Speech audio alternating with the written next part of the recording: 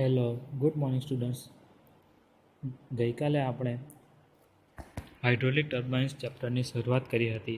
હવે એમાં આપણે ઇન્ટ્રોડક્શન જોયું હતું.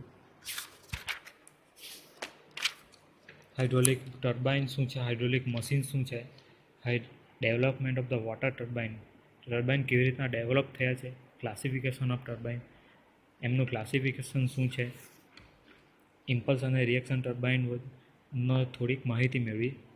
ત્યાં આપણે અટકેલા હતા. હવે ફરીથી આપણે ઇમ્પલ્સ અને રિએક્શન ટર્બાઇનથી ફરીથી શરૂ કરીએ. હવે ઇમ્પલ્સ ટર્બાઇન શું છે, તો આપણે પહેલાં ફિગર જોઈએ. દર્શાવ્યું છે, આપણે એનું કન્સ્ટ્રક્શન જોઈ લઈએ કે વોટર જે છે તે વોટર પેનસ્ટોક દ્વારા આવે છે અને નોઝલમાંથી આવે. નોઝલ છે અહીંયા દર્શાવેલી, જે ટર્બાઇનનું જે વ્હીલ છે એના ઉપર જે બ્લેડ હોય છે તેના પર સ્ટ્રાઇક થતી દર્શાવાય છે. એમાં જે વોટર આવે છે, અને આ કન્સ્ટ્રક્શન આપણે સમજીએ કે એમાં શું થાય છે. આપણે જોઈએ impulse turbine. The water from the dam is brought to the turbine inlet through the pipes ending in one or more fixed nozzle. કે ડેમમાંથી જે વોટર આવે છે ટર્બાઇન સુધી તે પેનસ્ટોક દ્વારા, એટલે કે એક પાઇપ દ્વારા આવે છે. અહીંયા પેનસ્ટોક આપણને દર્શાવી છે, જે ફિક્સ નોઝલમાં ખુલે છે. નોઝલ એક હોય કે વધારે હોય છે, અહીંયા નોઝલ દર્શાવી છે આપણને. એના દ્વારા વોટર બહાર આવે છે. The entire pressure energy of the water is converted into the kinetic energy of water jet in the nozzle. આ નોઝલમાં શું થાય છે, જે વોટર પાસે જે ફ્લુઇડ એનર્જી છે તેની બધી એનર્જી કાઇનેટિક એનર્જીમાં રૂપાંતર થઈ જાય છે આ નોઝલ દ્વારા. The water jet then strike the blades of the runner and loses all its kinetic energy. હવે એની પાસે જે કાઇનેટિક એનર્જી હતી તે આ ટર્બાઇનમાં જે વ્હીલ છે એના ઉપર જે બ્લેડ છે તેના સાથે તે સ્ટ્રાઇક થાય છે અને તે બધી પોતાની કાઇનેટિક એનર્જી એની રોટરને આપી દે છે. બધી એનર્જી એની લોસ થઈ જાય છે. The static pressure at the inlet of the turbine is equal to the static pressure at outlet of the turbine. Static pressure જે ટર્બાઇનનું ઇનલેટ પાસે છે તેટલું જ આઉટલેટ પાસે છે, ચેન્જ થતું નથી. The rotation of wheel in the impulse turbine is caused purely due to the tangential force created by impact of the jet and therefore is called as the impulse turbine. આ ટર્બાઇનના વ્હીલનું જે rotation થાય છે તે purely nozzle દ્વારા થતા વોટરના jet દ્વારા થાય છે. આ પ્રકારના ટર્બાઇનને ઇમ્પલ્સ ટર્બાઇન કહેવામાં આવે છે.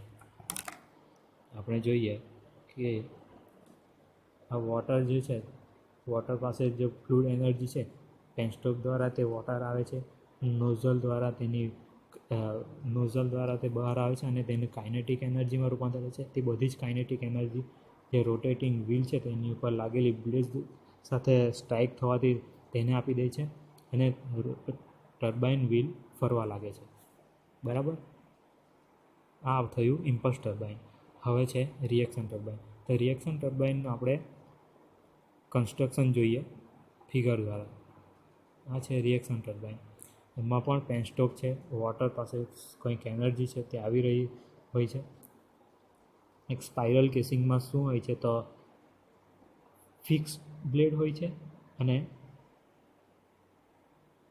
ફિક્સ ટાઈપની બ્લેડ હોય છે, અને રનર પાસે ડાયનેમિક બ્લેડ હોય છે કે જે ફરી રહ્યું હોય છે રનર, અને બહારની બ્લેડ છે તે ફિક્સ છે, અને છેલ્લે બહાર નીકળતું વોટર એ ડ્રેન ટ્યુબ દ્વારા બહાર નીકળે છે. હવે આપણે એનું વર્કિંગ સમજીએ કે શું થાય છે રિએક્શન ટર્બાઇનમાં. ચાલો. In the reaction turbine, the water pipe penstock feeds water to a row of the fixed blades through a casing. કે આમાં આ વોટર જે પેનસ્ટોક છે તે પહેલાં ફિક્સ્ડ બ્લેડને કેસિંગમાં ફિક્સ્ડ બ્લેડને ભરી દે છે. હવે આપણે જોઈએ કે અહીંથી વોટર આવે છે તો પહેલાં તે બધી જ જગ્યાએ પેરીફરીમાંથી સંકરણથી એની આ જે ફિક્સ બ્લેડ છે તે જગ્યાએથી એન્ટર થાય છે આ રીતે. The fixed blade convert the part of the pressure energy into a kinetic energy before water enters to the runner. આ ફિક્સ બ્લેડ શું કરે છે કે જેની આ વોટરની જે પ્રેશર એનર્જી છે તેને થોડીક કાઇનેટિક એનર્જીમાં કન્વર્ટ કરે છે. બધી જ એનું પૂરેપૂરું કાઇનેટિક એનર્જીમાં કન્વર્ટ કરી નથી દેતું, પરંતુ થોડુંક જ ભાગ કાઇનેટિક એનર્જીમાં કન્વર્ટ કરે છે before the water enters two the runner, કે જે રનરમાં એન્ટર કરે તે પહેલાં. હવે આપણે સમજીએ કે વોટર જે અહીંયાથી આવે છે તે આ રીતે દરેક ફિક્સ બ્લેડમાંથી પસાર થાય છે, ત્યારે તેનું પ્રેશર જ્યારે ફિક્સ બ્લેડના શરૂઆતના ભાગે છે, જ્યારે ફિક્સ બ્લેડના એન્ડમાં જશે ને ત્યારે તેનું પ્રેશર ઘટી ગયું હશે. જ્યારે તે રોટરના અંદર એન્ટર થાય તે પહેલાં તેનું પ્રેશર થોડું ઘટી ગયું હશે, અને આ પ્રેશરના ઘટી ગયાથી તેની કાઇનેટિક એનર્જી થોડીક વધી જશે. બધી જ એની એનર્જી કાઇનેટિક એનર્જીમાં રૂપાંતર થતી નથી. હવે આપણે જોઈએ, hence the water entering the runner of a reaction turbine has kinetic as well as the pressure energy. હવે જે રનરની અંદર જે વોટર એન્ટર થાય છે તેની પાસે કાઇનેટિક એનર્જી અને પ્રેશર એનર્જી બંને છે. The static pressure at the inlet to the runner is greater than the static pressure at outlet of the runner. હવે આપણે જોયું તેમ પ્રેશર ઘટે છે તો static pressure at the inlet of the runner is greater than the static pressure at outlet રનરમાં પણ શું થાય છે કે પ્રેશર એનું ઘટે છે. આપણે જોઈએ કે અહીંયા જેનું રનરના ઇનલેટ પાસે જે પ્રેશર હોય છે એ રનરના આઉટલેટ પાસે તેનું પ્રેશર ઘટી જાય છે.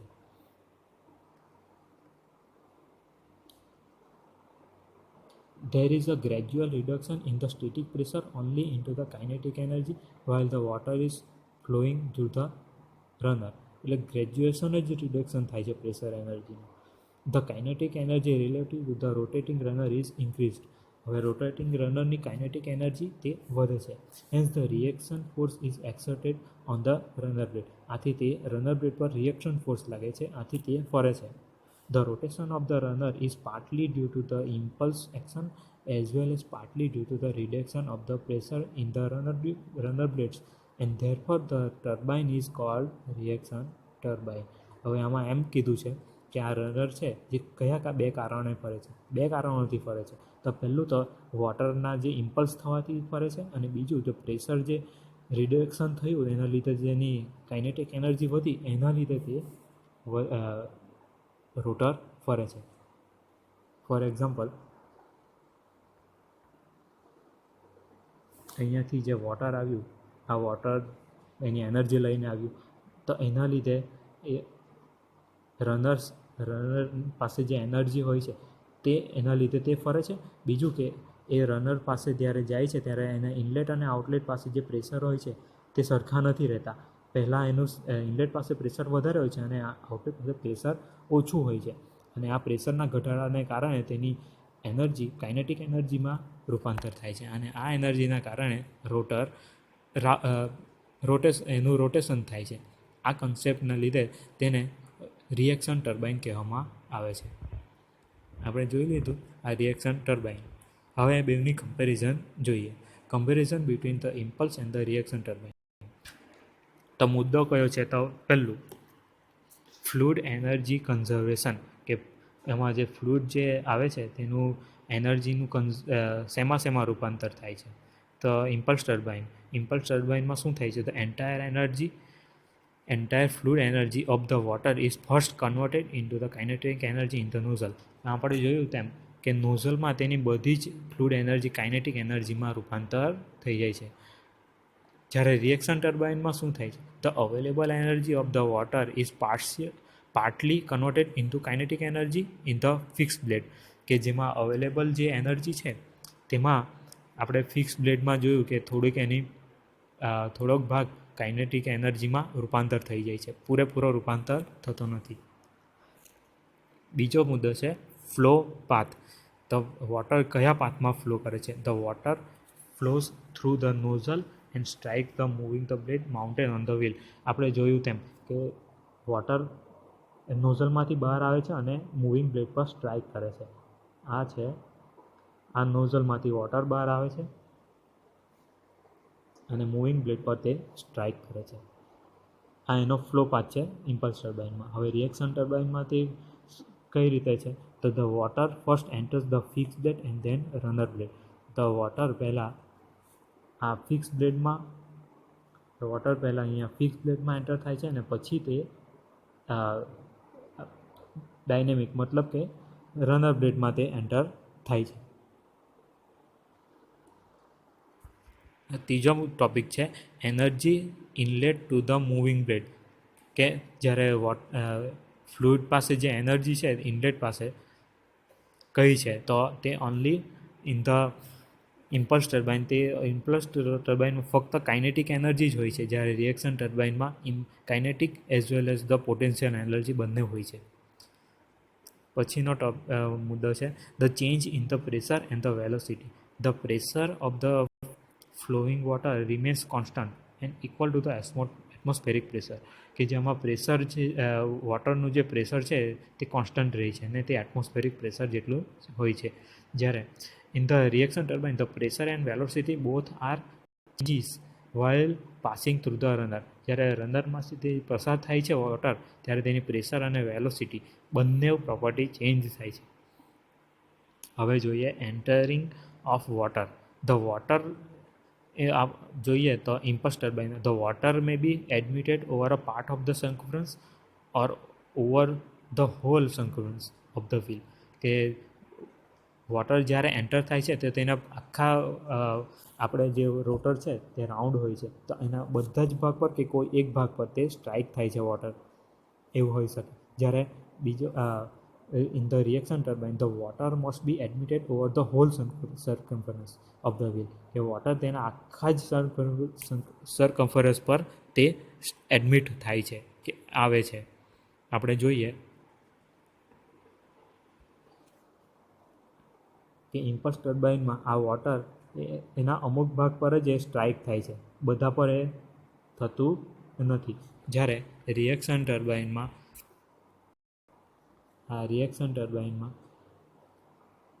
વોટર તેના દરેક આખા સર્કમ્ફરન્સ પરથી જ એન્ટર થાય છે. આપણે જોયું, સમજ પડી. હવે છે છઠ્ઠો topic water fills the turbine. It is not required that the water should run full and the air has the free access to the bucket. કે આખું વોટરથી તે ભરી દેવામાં આવતું નથી અને હવા આવવા જવાની તે બકેટની અંદરથી હવા આવવા જવાની એક્સેસ હોય છે, છૂટ હોય છે. હવે જ્યારે રિએક્શન ટર્બાઇનમાં it is required that the wheel turbine should always run full and keep the full of the water. કે તેને આખું વોટરથી ભરી દેવામાં આવે છે. હવે છે flow regulation. It is possible to regulate the flow without loss in the impulse turbine. In the reaction turbine it is not possible to regulate the flow without losses. Work done. તો in the impulse turbine the work is done by the change in the kinetic energy of a jet. હવે reaction turbine. In the reaction turbine the work is done partly by the change in the velocity head and almost by the change in the pressure head. Velocity change હેડમાં change થોડો કરવાથી અને વધારે change pressure હેડ કરવાથી work મળે છે ટર્બાઇનને. હવે governing. તો વોટરનો ફ્લો તમે કઈ રીતે ગવર્ન કરી શકે? The needle valve fitted in to the nozzle in the impulse turbine. કે નોઝલમાં અંદર નીડલ વાલ્વને આગળ પાછળ લઈ જવાથી કે તેનો ફ્લો વધારે કે ઓછો કરી શકાય છે. જ્યારે in the reaction turbine by guide blade assembly. આપણે બ્લેડ એસેમ્બલી આપણે બહાર મૂકીને ફિક્સ છે તે બ્લેડ એસેમ્બલી કહેવાય. આ બ્લેડ એસેમ્બલી દ્વારા આપણે ફ્લો ગાઈડ કરી શકીએ. હવે જોઈએ heads and efficiency of the turbine. તો આપણે જોઈએ કે હેડ્સ શું છે અને એફિશિયન્સી શું છે. તો પહેલું તો ગ્રોસ હેડ. તો it is the difference between the water level at the head race and the water level at the tail race. હવે આપણે જોઈએ કે આ વોટર લેવલ છે, એ water level at the head race. આ હેડ રેસ અને ટેલ રેસ શું છે તે જોઈએ. તો આપણે ફિગરમાં જોયું છે તેમ અહીંયા આ ડેમ છે.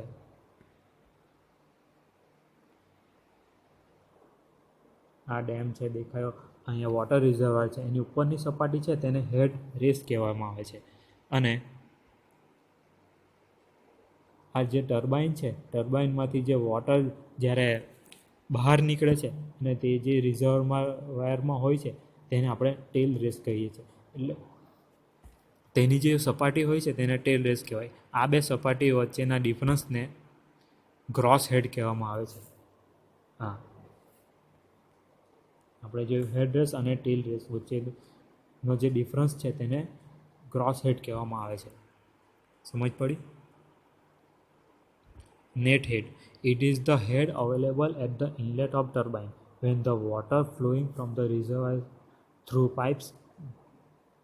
આ એ ટાઈપનો હેડ છે કે જે ટર્બાઇનના ઇનલેટ પાસે છે કે જ્યારે અને when water flowing from the reservoir through the pipes there is a loss head due to the friction. ફ્રિક્શનના કારણે આ હેડમાં થોડો ઘટાડો થાય છે. તો નેટ હેડ કેવી રીતના મળે? તો H net equal to H G minus H F minus H. જ્યારે એચ નેટ એટલે નેટ હેડ આપણને જે મળે છે તે એચ જી એ શું છે? તો આપણે ગ્રોસ હેડ કે જે આપણે જોઈ ગયા કે head race, water level at the head race and the water level as a tail race, એનો ડિફરન્સ છે તે એચ એફ એટલે head loss due to the friction between the water and the penstock. આ H F છે. ને H એ height of the nozzle above the tail race. હવે H શું છે? તો એચ આ ટેલ રેસની ઉપર જે નોઝલ સુધીની હાઇટ છે તેને એચ દ્વારા દર્શાવવામાં આવી છે. તો આપણને નેટ હેડ કેવી રીતે મળે? તો આ જે એચજી છે એમાંથી એચ બાદ કરવો પડે અને ફ્રિક્શન હેડ બાદ કરવો પડે.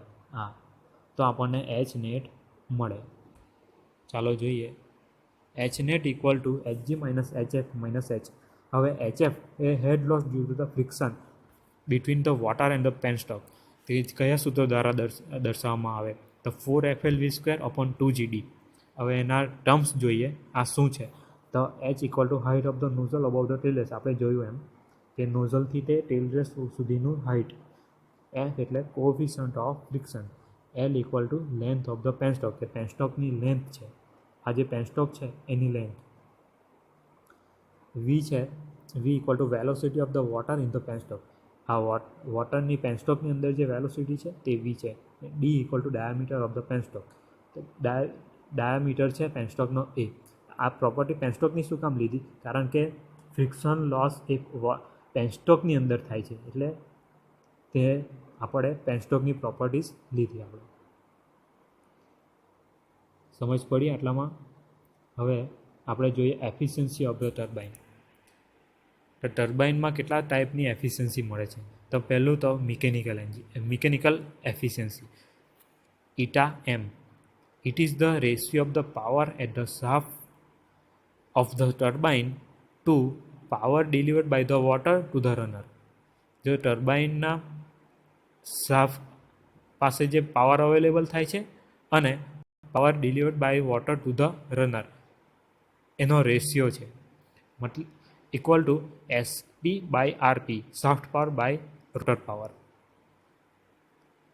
The power available at the shaft of the turbine is less than power developed by the runner due to the mechanical loss. Shaft power હંમેશા ઓછો જોઈએ કેમ કે મિકેનિકલ લોસના લીધે. હવે volumetric efficiency. What is the volumetric efficiency? It is the ratio of the volume of the water actually striking the runner to the volume of the water supplied to the turbine. કે actual volume કે વોટરનું જેટલું strike થાય છે runner સાથે તે, અને આપણે જેટલું વોટરનું વોલ્યુમ જે નોઝલ દ્વારા નીકળે છે તે, એ બેનો રેશિયો છે. તો ક્યુ એકચ્યુઅલ અપોન ક્યુ, એને આપણે વોલ્યુમેટિક એફિશિયન્સી દ્વારા દર્શાવી શકીએ છીએ. હવે આવું કેમ થાય છે? એકચ્યુઅલ કેમ ઓછું હોય? When the water is delivered to the vanes or runner of a turbine, some volume of the water is not striking the runner. કે જેટલું આપણે વોટર સ્ટ્રાઇક થવું જોઈએ તે બધું સ્ટ્રાઇક થતું નથી. And its discharge directly to the tail race. Directly તે ટેલ રેસ તરફ ડિસ્ચાર્જ થઈ જાય છે. Hence the volume of the water striking the runner of a turbine is less than the volume of the water supply to the turbine. આપણે જેટલું supply કર્યું હોય ટર્બાઇનને તેના કરતાં ઓછું સ્ટ્રાઇક થાય છે. આના લીધે આપણને ઓછું એકચ્યુઅલ વોલ્યુમ સ્ટ્રાઇક થાય છે. સમજ પડી? અને આ બેનો રેશિયો એ વોલ્યુમેટ્રિક એફિશિયન્સી કહેવામાં આવે છે.